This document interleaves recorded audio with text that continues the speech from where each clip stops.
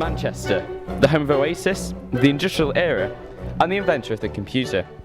Manchester has a rich and vibrant cultural history, and one of its newest cultural phenomena is street art.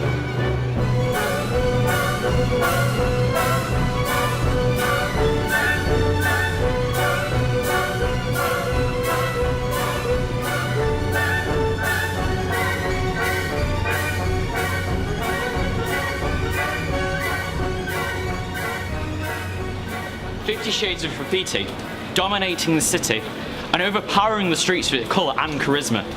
But is it simply contaminating our streets like a rampant Russian nerve agent? Or has it brought healing to the city targeted by tragedy? What does street art mean to Manchester?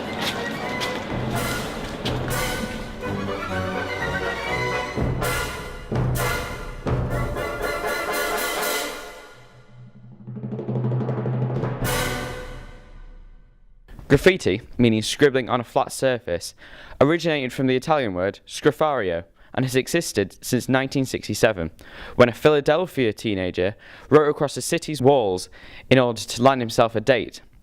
After this, graffiti wasn't accepted as a form of art until the 1980s, and is now known to everyone on the planet, being stored into three main categories. Number 1, gang graffiti, often used by them big ting and fam users. Number 2, conventional graffiti, created by youth, often as an act of hate or rebellion, because nothing says rebellion like drawing a penis on your local co-op. Number 3, ideological graffiti, meaning it has a purpose, whether it's political, racial, or religious. So why is graffiti stereotyped as bad? For starters, it's illegal without permission of the property owner, which can lead to imprisonment and fines. This means that a lot of graffiti is stumbled upon, often in quiet or hidden areas, meaning that its audience is often smaller than conventional street art. But although some think of graffiti as art, a lot of people see it as a nuisance, associating it with gang and antisocial behaviour. The cost of cleaning up this art craze starting at a whopping £1 billion in the UK alone. Although on the other hand, street art can be highly profitable, taking its place among the mainstream media, including music videos, fashion, TV, and advertisement. So what is the difference between graffiti and street art? Let's see if the public can decide. Well, I mean, what I really like about street art, especially in Manchester, it can bring a real sense of vibrancy to the whole place, especially if you look around the northern quarter. It brings a real sort of community feel because people can put like messages on there, or especially with the bees, especially with the bees and stuff like that. I think that Manchester needs a lot more street art. I think that people stay healthy not just when they've got a roof over their heads and enough food, which is a real issue in Manchester, but actually being healthy and happy and functioning in society is about being a whole person, and art is probably the biggest therapy we have. Graffiti and street art are two commonly confused terms. Graffiti often selects its audience, being harder to understand, whereas street art has a larger emotional response throughout the community. To delve deeper into this, we talked to Tasha Whithall, a prominent street artist in the Manchester area. My project, what I do, I'm a curator, so that's like a completely different discipline within itself, but I am also an artist. I work with illustration and I'm quite visual work, but I'm also working in sound as well. I like to create site-specific installations, so you know, I definitely wouldn't call myself a graffiti artist.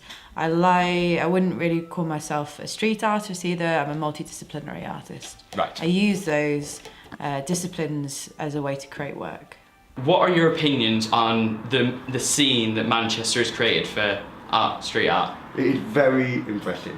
I've lived in various areas of the country and been to a lot of cities, and to tell you the truth, Manchester has one of the highest quality street art scenes and graffiti scenes in the whole of the UK, and I really think it deserves to be recognised for that fact. Interesting though, as when you think of, you know, Stephenson Square, and then it became like a catalyst, which I feel like that's what street art, I always think it's not just street art. I know you're doing like a street art graffiti thing, but I think that's art full stop.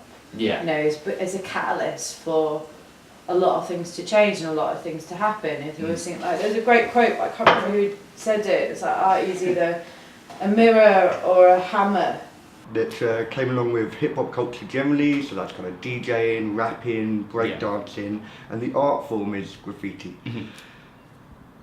It started with people tagging, and you probably know tags. Most people consider them kind of vandalism and messy, but they're just a signature. They're a pseudonym for the artist, so it's obviously not their real name, because what they're doing is a crime. That's another thing about street art and graffiti, that it is in theory criminal behaviour. Yeah, exactly. And so just these very quick scribbles in a stylised form of writing. So do you know how you recognise your friend's handwriting? Yeah. So what a graffiti writer, they wouldn't call themselves artists, wants you to do is immediately recognise their style of writing. So it's all about like self-worth and self-notice. Yes, exactly. Fame, recognition. Yeah, exactly. But only recognition within the graffiti community, because obviously it's all kind of subculture and below the surface. Do you think art can go over-provoke in a way? Absolutely. Totally. But is that kind of like the point of it? Not necessarily. Not necessarily. So many different, for me, the way I see it is, there's so many different disciplines. It's subjective. Yeah. You've got one person creating an idea, and it's how they showcase their idea, which makes that piece. But then someone who's experiencing that might have a completely different understanding. Completely, yeah. And that is based on where they've come from, what their viewpoints are, to extents like gender.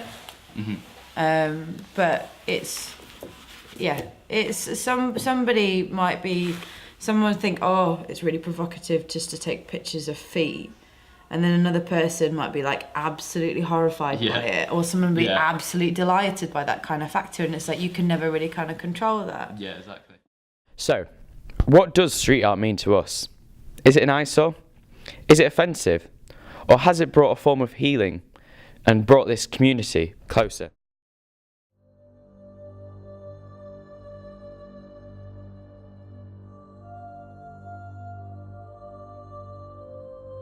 After the Manchester terror attacks of May 22nd, 2017, did our view of street art change completely? The Manchester Bee represents strength and the power to overcome violence, like here at the MEN. Like, it's a symbol of hope.